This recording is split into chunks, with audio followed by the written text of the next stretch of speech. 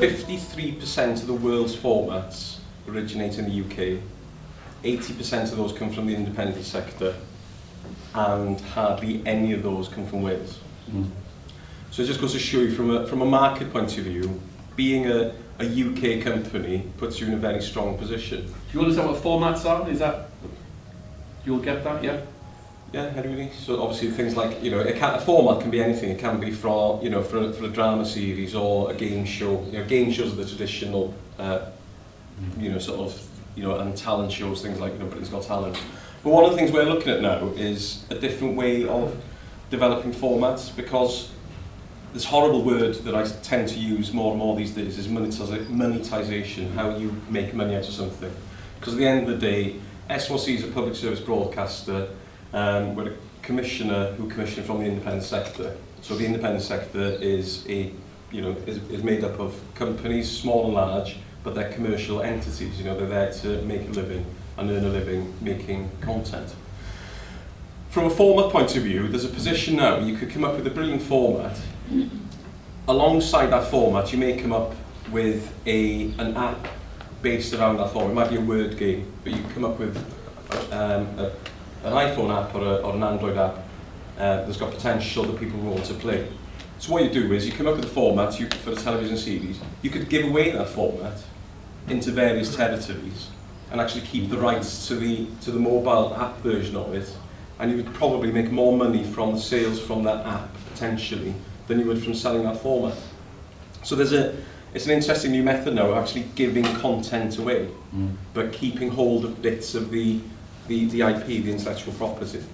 So that's it's just going to show you the way that the industry is going. But I think it is interesting, because I think we are actually at the moment going through sort of a revolution from a broadcasting point of view. And I think the internet is going to be the main driver of that.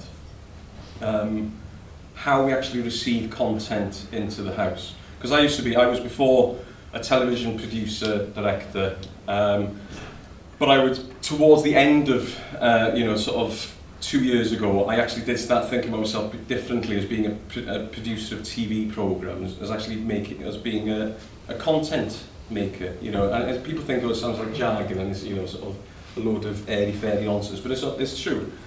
The whole point of making stuff is making content that people want to engage with, people want to watch, and who want to engage with that.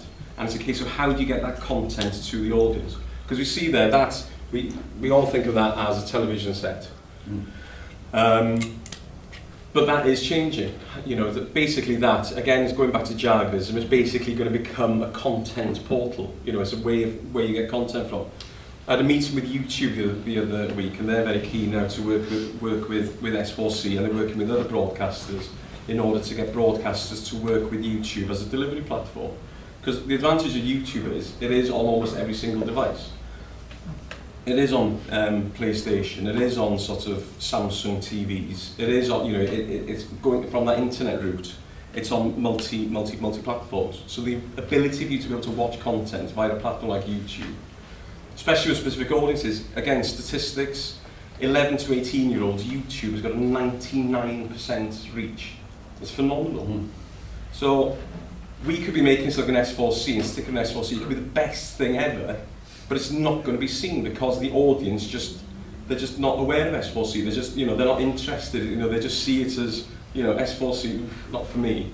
So we need to be able to put content in different places and actually placing content where the audience is. And I think as you move on as becoming sort of content makers, you need to think differently. You need to think about making content and actually positioning it in places where the audience is going to be, and actually making content for specific audiences. Tribes, you know, there are people out there. My sister-in-law's got a corgi, right, called Shan, horrible thing. I'm not a fan of corgis, but there's people worldwide who love corgis. You go onto the internet, you know, there are forums and groups of that. But if you're a Welsh company and you make a small documentary about the corgi and get it up there, well, there's an audience globally who want to see a programme, a piece of content about the corgi. Whereas before, you would have gone to something like BBC Wales or S4C and said, oh, I want to make a programme about corgis. Somebody in S4C, BBC would have said, are not interested in corgis, go away.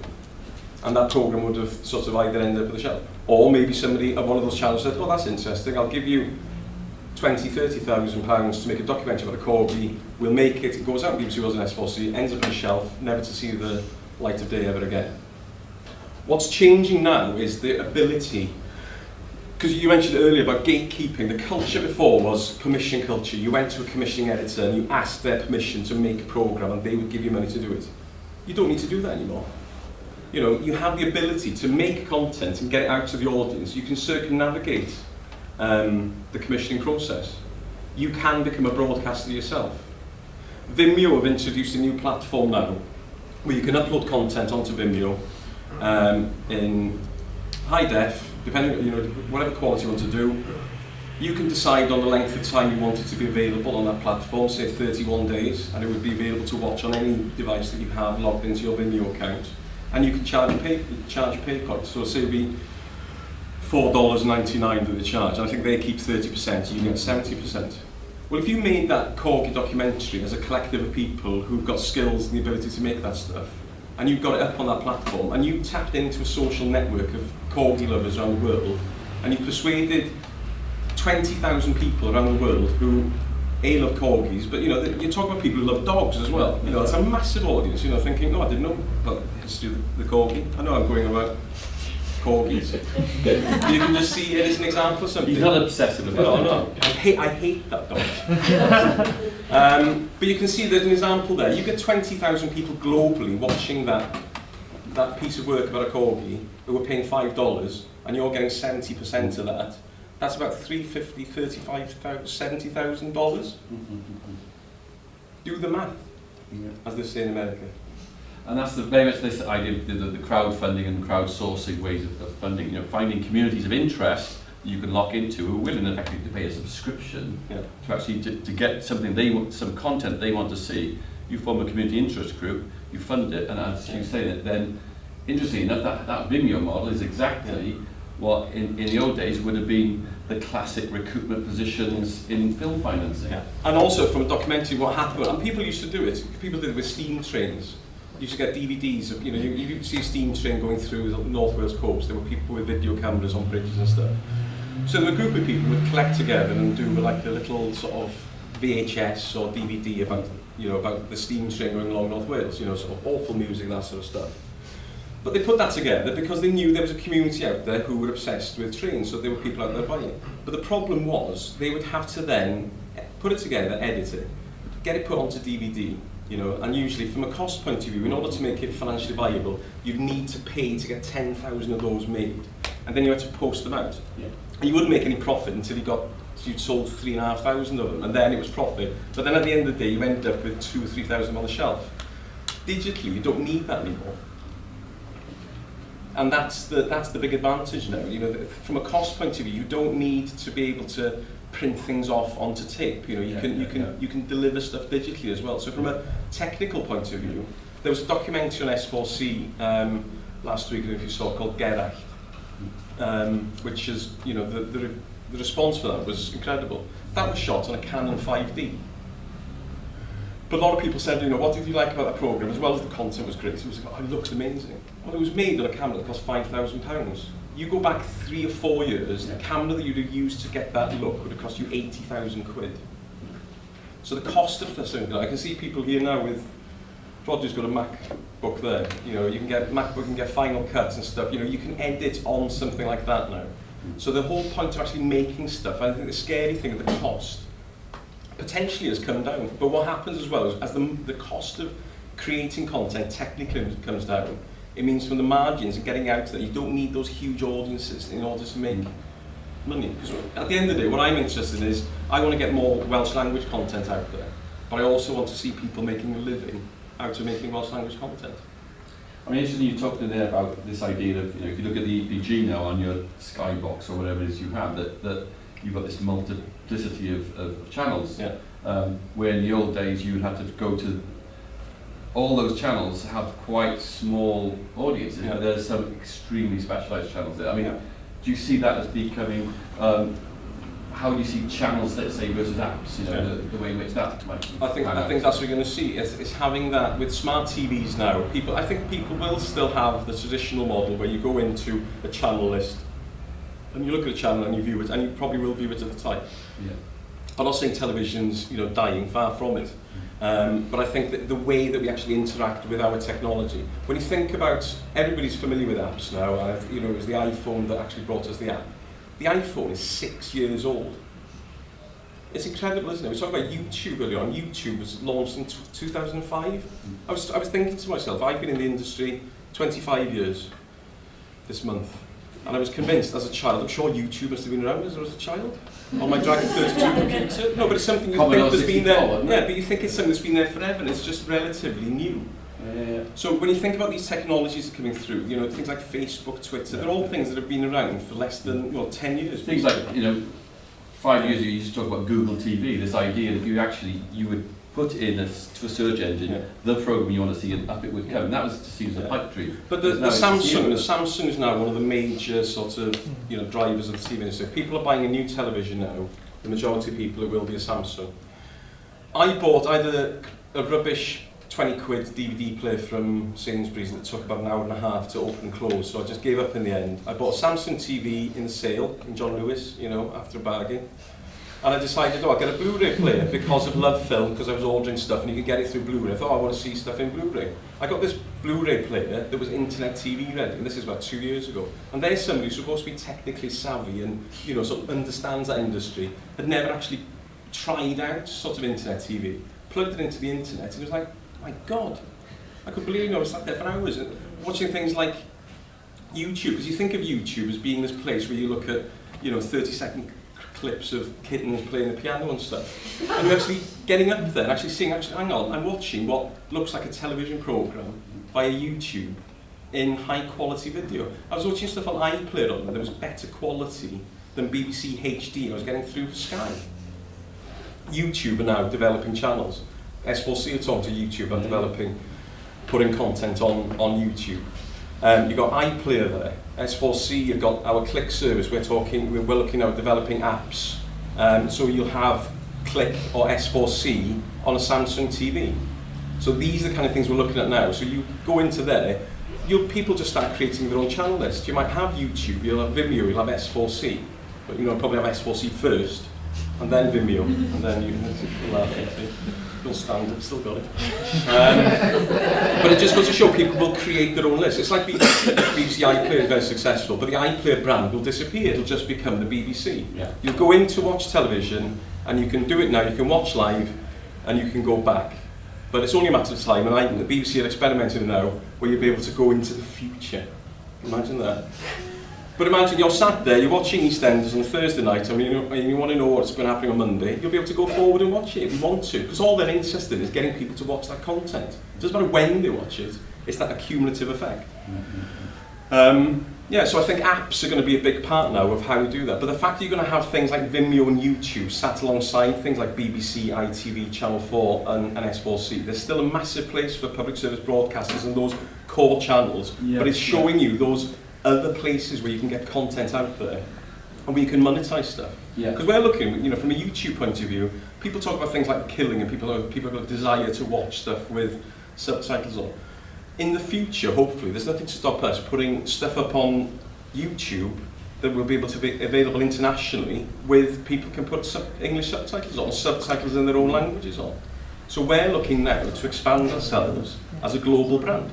I mean, interestingly, we touched this earlier, this idea of, ironically, being in the Welsh language, perhaps in the past it seems to be a sort of an obstacle to international markets. Going forward, being a bilingual country could be a positive sort of advantage to Wales, to Welsh content. I think especially from a technical point of view, I was talking to a company yesterday, because we're looking now at sort of changing the way S4C sort of just get content out to people and how it interacts with the audience. So one of those is how we operate on the web.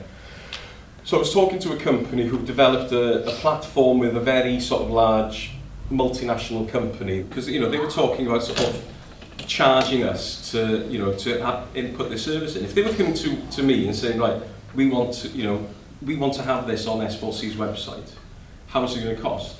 Commercially, they would probably turn around and probably say, it's going to cost half a million pounds. And so we haven't got £500,000. But what we have got is the ability to work with you to actually develop this as a Welsh language version of your platform that you can then take to the international market and show it works in English, it also works in a completely different language. And they looked at that and they just went, all right, you can have it for nothing, or next to nothing. So companies now in the UK are seeing the benefits of actually working with Welsh companies in order to develop those kinds of technologies, because it's the international market that is important. Creating stuff in English now, it used to be, well, it's got to work in English. If you want to actually make money, you want it to work in Portuguese, you want to make it work in Chinese, you want to make it work in Indian. So those, those are the growth markets. So if you're a company based in London, or in New York, if you can deal with a company where the people within that company are fluent in 2 languages, and another standard of English that's sometimes higher than our friends over the border, contentious there. But it's true, but you have the ability then to be able to speak to somebody, and somebody like me can say, well, this is why it doesn't work in Welsh. So they can work on that and actually work out how, from a linguistic point of view, how it works. So all of a sudden, people are saying, oh, what's the point of learning Welsh? Well, now it's actually got a huge fiscal sort of potential. If you're a Welsh speaker, you've got the ability to work in 2 languages, you can work with companies and show them how their content can work internationally. See, I think that's highly significant. You've got, S4C's head of digital here saying that if you think about what S4C is, it's to ensure that the Welsh language continues to have a voice out there amongst people who speak Welsh.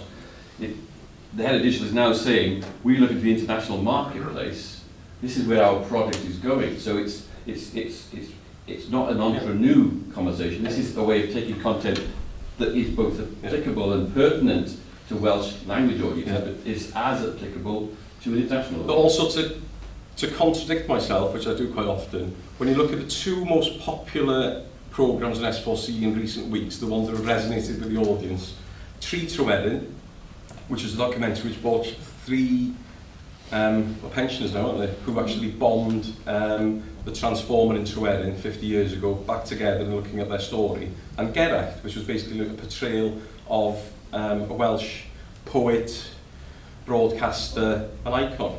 Those 2 programmes resonated with the audience. You would never see those anywhere apart from on S4C. So it's really important that we make stuff that resonates with that Welsh language audience. But I can't see any reason why not. We can't sell those programmes internationally, because they were brilliant. They got stories to tell. Gerallt, I thought, his story would work worldwide. But I think it's important that we actually, when we think about content, we have to focus as well in Wales is making stuff that works in Welsh primarily, and that's the focus.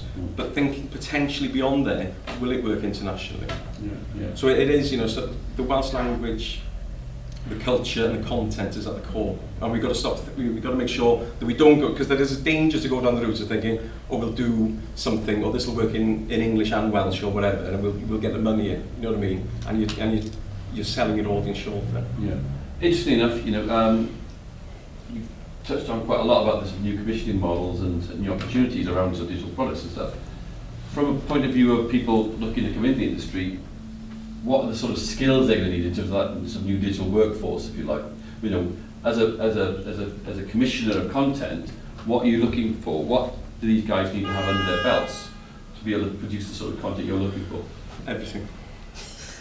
But I think I started in the industry 25 years ago. I actually got into the industry on a cover training course. It was a 2-year training course.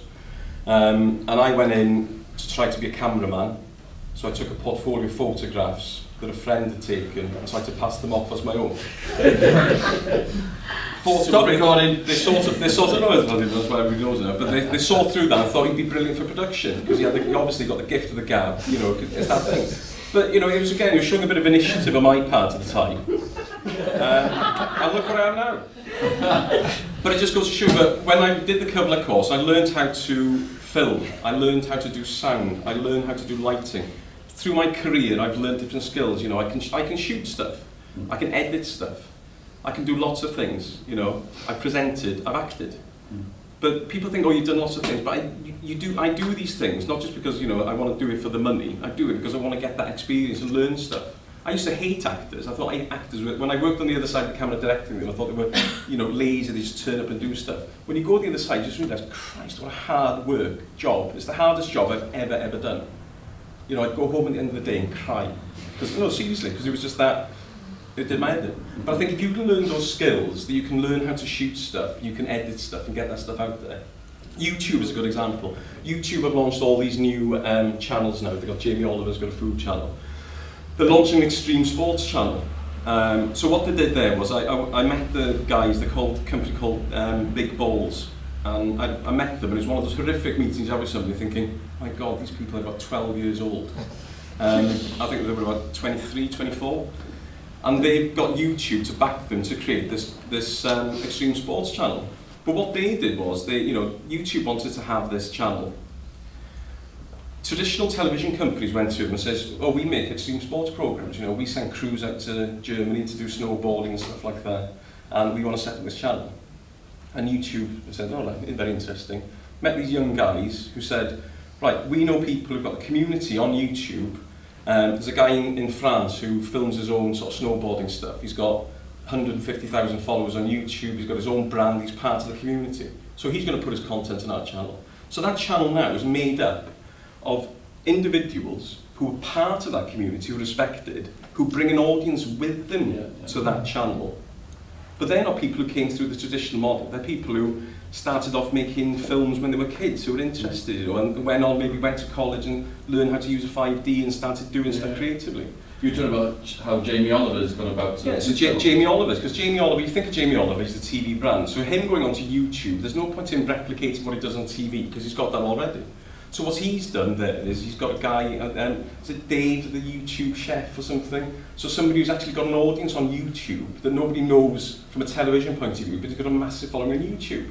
So he's working with people who've actually got presences there. Because he's a clever bloke, Jim, you know what I mean? He's not a multi-millionaire by accident.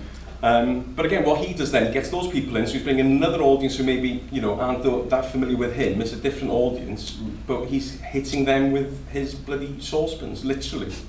You know, getting people to buy his brand. Which is very interesting because, again, if you think about how Hollywood has worked for the last 20 years, it looks at established franchises, established properties that bring with it an audience. You know, so much Hollywood output is adaptations from books, from existing properties, that can deliver an audience from day one. So there's a sort of risk-averse nature to a lot of Hollywood output. Yeah. What you're saying, Hugh, is that same underlying idea of create something for an audience that already exists, because then you're going to guarantee yourself a certain bottom line is already out there. And I think the key thing is actually making stuff as well, because this is what I bang on about more than anything else. Because in the office, I've sat there, I will sort of look at social networks and look at people who are out there making stuff, and somebody will say, have you seen this clip on YouTube? And I'll look at that clip on YouTube. So in the Welsh language point of view, there's a scarcity of stuff there. And just in Wales in general, I think there's a scarcity. But what I do, if I see somebody who's doing stuff, I'm thinking, bloody hell, that's good, I'll pick up the phone. I've had people coming in to see me now that I've actually contacted them after seeing something they'd made and put up on YouTube, and it was good.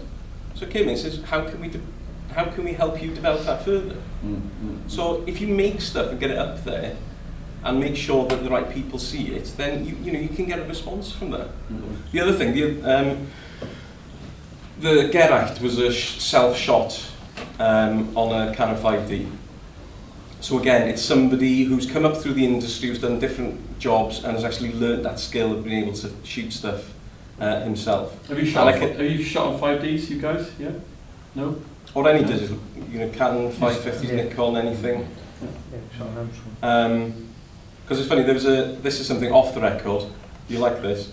Somebody from a television company made an insert for a television programme off their own bat using a Canon 550 camera that cost 300 quid, and they shot it, edited it, and it ended up in the programme. And it was the best thing that was in that programme. You tell me after who it was. And then, because I knew, because I was watching it, because I said, God, wow, that's brilliant, isn't it? And they explained, and I said, right, yeah, I understand. But it just goes to show you that, the way companies who have thousands of pounds of technology, it's actually that one person who knows how to use that piece of kit creatively can actually come out with something that looks, to the naked eye, better than traditional television. So that's there's a huge shift going on there. I think we can take it to our advantage as well. You know, you can go out there now. We've been talking now about trying to create these hubs where we can get kit there, where people maybe have got ideas, can get their hands on stuff to go out and shoot and edit stuff in order to make those taster tapes, you know, or just get, you know, they've got an idea, they want to take it further. Because it is, you know, people still send stuff in on, you know, A4s and pitch ideas now, but it is much simpler, especially, it's not so much the case here, but I know in London, the BBC, you know, everything is on a DVD, or, you know, it's on FTP site. Because they will say, like, this is what the programme's going to be like, and they just get 3-minute taste of what it is. It's far easier to decide, no, right, we'll have that. And that's very interesting, because if you remember what Angus said about commissions off the back of fag packets, I mean, that literally didn't used to happen. You could go in with a couple of lines of I've done it myself. I've gone in with a couple of lines of treatment about an idea you wanted to make, and you could come out with a £500,000 commission. I mean, those days are gone, and it is absolutely, as Hugh was saying, that there needs to be a sort of ever more commitment up front to doing stuff. So if you guys are all savvy with bits of kit, always be thinking about the ideas you've got, where you think they might find an audience, and how you can illustrate that very quickly. Because again, you talking to you about some of the stuff that appears on the internet, and how even pastiches of that can, if you like, can drive the value chain. When you look at Psy with Gangnam Style, obviously, you know, it was a phenomenon. But I remember Newport State of Mind, when somebody ripped off the thing, and the record company stopped them from doing it. They said, no, pulled it, you can't do it. Psy made 700,000 quid from the billion and odd hits that he got from his video. He made something like 1.5 million from the parodies, the mashups that people were making themselves. So by allowing people to abuse his content, he made a fortune. So again, it just goes to show you, know, that's where you think, you've got to start thinking creatively from an industry point of view, thinking, give that stuff away, because, you know, from a rights and stuff through YouTube, to the mechanics that it works, you know, you will get stuff back from it. But I think it's very exciting. And the other thing is that there's a down, obviously S4C have seen, you know, budgets cut dramatically. So I think in 2 years' time, in real terms, if the financial model had, you know, the way the funding was carried on, S4C in 2 years' time would have received like 125 million. In 2 years' time, it'll be near 70. So you can see the difference there. BBC, with the freeze on the licence, have seen, you know, in real terms, their budgets contract. But the industry in general is expanding rapidly. The desire for content. I was going back to BT. BT are rolling out super fast broadband throughout Wales. So they're launching in Carnarvon, Pwllheli, Anglesey, Dolgella in September, October. So, you know, they're guaranteeing, basically, they've guaranteed the government that they will, in those areas, they'll get 25 meg, you know, and going up. But what they're finding is what's driving people for the uptake of fibre is video content. And not just, you know, traditional TV, it's those other forms of content as well. So just, you've got to start thinking about yourself as, I've got an idea, I've got content, but it's that creative way of making it, but realising there's ways of getting that to the market. Because the other thing, if you do something and you get it out there and it's on YouTube, you might get somebody, you know, like me phoning up and saying, oh, can we show that on television, you know, the traditional model? And that's happening more and more these days.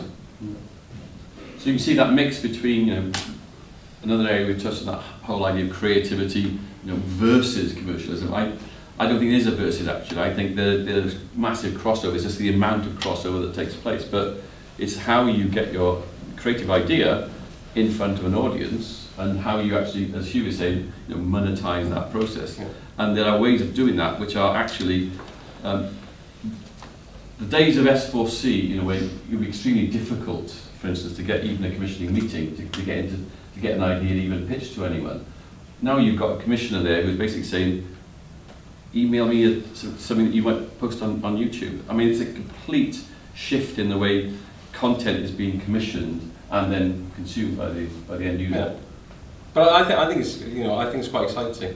But I think what we need to do, especially in Wales, is expand our horizons of realising there are other markets out there, and there are markets out there we can be making sort of content in Welsh language that can resonate and that can actually sell throughout the world. We've got to get that confidence back in ourselves. If you want to ask Hugh any questions, you can either do it now or just catch him during the day. But it's a very good opportunity for guys in your position who are, if you like, starting to learn the trade, to actually find a few answers, and as you'll have heard, so very frank answers as well from someone who actually is in a position to commission content. I'll leave my cards at the back again. If you got, because that's what I like seeing. If you've got ideas, just get in touch, just send an email, and I'll have a look and I can give you some advice. I know Ellen has asked for me to come back and maybe have a day where we can. Whole day. Yes, but actually just work the way through. Just from coming up with a sort of concept and just working our way through it and just coming up with. Because I'm just keen to see, can we come up with ideas that we can sort of, that are Welsh, that have got their roots here, but that can, the branches can spread worldwide. Yeah. Okay. Yeah? How do you find things on YouTube? Is it through the titles, or through the amount of views, or through the likes? It's mainly through referrals. So from my point of view, Twitter is a big one for me. I follow a lot of people. And people I know who work in those circles as well. So for example, Rodri, I follow Rodri. Rodri shares a lot of Welsh language content. So again, Rodri's part of another network. It's that network of, those loose networks, sort of maybe somebody that I'm following is part of another network who will share that stuff. Yeah. So you don't actually have to be part of that bigger network. So I think Twitter is a big driver of stuff. Yeah, because that's what I tend to exist mostly now. But again, word of mouth. I'll be in the pub and somebody says, "Have you seen this?" And you'll have a look. Because there's one video somebody sort of said, "Have you seen this?" So I watched this video. And it was 4 young lads from Llantrysant, and they'd done a spoof song about fax machines. So I watched it. I think it was quite entertaining, you know what I mean? But it was really nicely shot as well, so that was what was interesting. But then somebody pointed out to me and says, "Oh, that's interesting." They were all Welsh speakers, they all went to the Welsh school. But they would never think about doing content in Welsh. So it's getting that psyche, making them realise, if they'd have done that in Welsh, they probably would have got them more attention than actually doing it in English. So Twitter, @MarshallMedia, follow me at your pedal.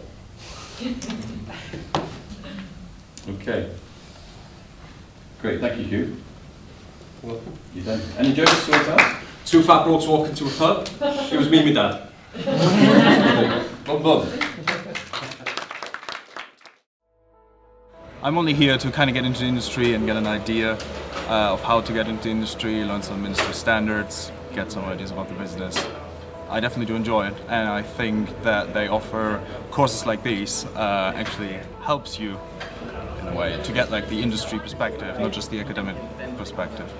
When you're given the opportunity to go to courses like these, you're a bit stupid to turn them down, because you get to meet industry professionals, you get to get an insight which you wouldn't normally get, and they're offered freely. I don't really know much about the global market besides, didn't really understand a lot about it, so I just wanted to get my knowledge up on it, because obviously next year we'll be out of uni and it'd be good to have that knowledge and have, at least I went to this on my CV, so I do have an understanding of it. We're going to graduate soon, so we want to take what we can at this moment in time, because before we know it, it's good to have something in concrete, and this is good to give us a range of ideas of, if you've got an idea, you should stick with it. If you really believe in it, and the whole thing about passion too, that's a really good thing to think about as well. Just to hear how important now social media is and how important it is to connect to people, get your ideas out, and still to have a passion. That's still the classic ideology of having a good idea and having something basic. It's not lost. It's good to hear.